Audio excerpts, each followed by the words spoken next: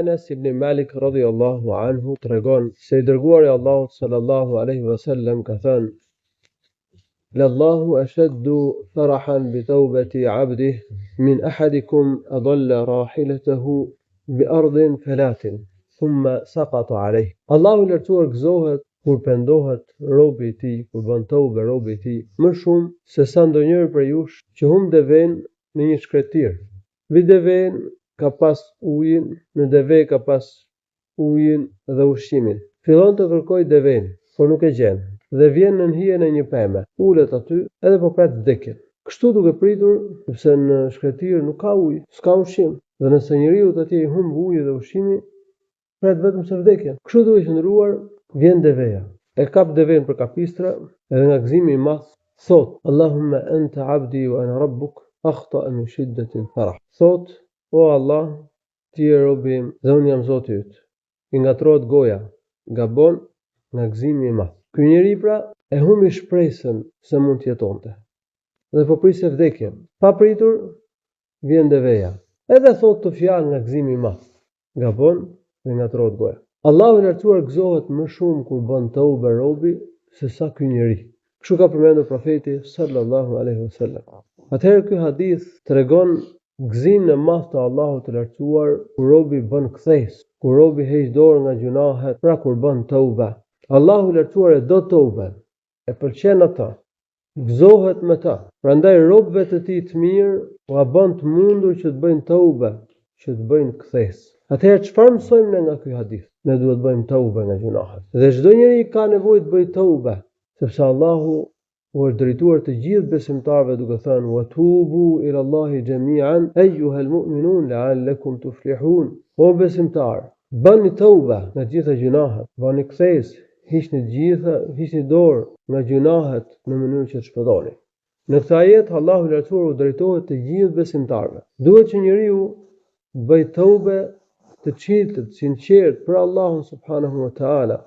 Siç ka thënë Allahu në Kur'an: Ja ayyuhalladhina amanu tubu ila Allahi taubatan nasuha.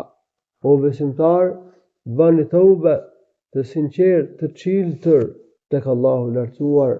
Dhe taubja që quhet nasuh është taubja që përfshin gjunahet. Pra robi pendohet me çiltërsi, me sinqeritet, duke ndjekur keqardhje për gjunahun që ka bërë. Dietarët kanë përmendur dhe kushtet e pranimit të taubës tek Allahu subhanahu wa ta'ala. Kushti I parë është që njeriu të heqë dorë nga gjunahi.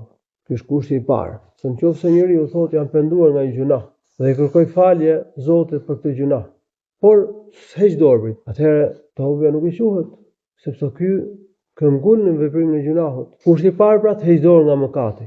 Kushti I dytë të ndjejë keqardhje që e ka bërë mëkatin. I dërguari Allahu sallallahu alaihi wasallam ka thënë në hadith: "An-nadamu tauba." Keqardhja për veprimin e mëkatit konsiderohet tauba. Po nëse njeriu nuk I vjen keq që ka bërë gjunahun, thot me gojë që u bën tauba, por në zemër nuk I ndjen keqardhje, atëherë nuk I quhet tauba. Duhet që njeriu të bëhet pishmon në zemrën që ka bërë gjunahun, duhet I vinë keq që ka bërë mëkatin. E treta, të vendosë që të mos e bëj më këtë gjunah në të ardhmen. Nëse gjunahu ka të bëjë me të drejtat e njerëzve, atëherë duhet të shlyhet detyrimin ndaj njeriu. Për shembull, nëse I ka një detyrim financiar, nëse ka dëmtuar, ka marrë pasuri padrejtisht, duhet ja kthej këtë pasuri. Qoftë në mënyrë indirekte, por duhet ja kthej, duhet ja shlyej detyrimin. Duhet ta dëmshpërblej. E nëse ka të bëjë me një të drejtë morale, për shembull, një person e ka përgojuar një tjetër, këtu ose do t'i kërkoj hallashtin drejt për drejti, ose do të flas mirë për ta dhe do të lutet për ta. Pra, nëse mëkati ka të bëjë me drejtën e njeriu, duhet me shlyej detyrimin e njeriu ose duhet me kërkuar hallashtin. Nëse njeriu bën tauba nga një mëkat, por nuk ka bërë tauba nga një mëkat tjetër, taubja nga mëkati që ka bërë kthes I quhet e saktë. Por ka detyrë që të bëj tauba dhe nga mëkatet e tjera, sepse dietarët kanë thënë njeriu duhet të bëj tauba nga çdo mëkat. Atëherë pra Allahu I lartësuar ne ka urdhëruar në Kur'an që të bëjmë tauba dhe profeti sallallahu alaihi wasallam në për hadithe I ka lavdëruar ata që bëjnë tauba dhe ka përmendur profeti sallallahu alaihi wasallam edhe gëzimin e madh të Allahut të lartësuar kur robi bën tauba.